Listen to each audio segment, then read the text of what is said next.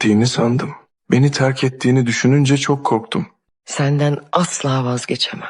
Ne olursa olsun yanında olacağım. Uzak Sen Şehir dizisi hakkında son bilgileri vermek gerekiyorsa güvendiğimiz iki kaynaktan aldığımız bilgiye göre Serhat Cihan Alboran'ın oğlu çıkacak ve Meryem'in 3. sezon hikayesi bu çocuk üzerinden ilerleyecek. Çünkü Meryem karakteri 3. sezonu da sözleşmeyi imzalamış.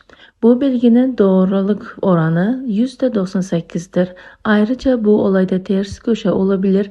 Yani senaristler ilk başta böyle yazıp sonra 3. sezonda Serhat'ın babası için değişiklik yapabilir.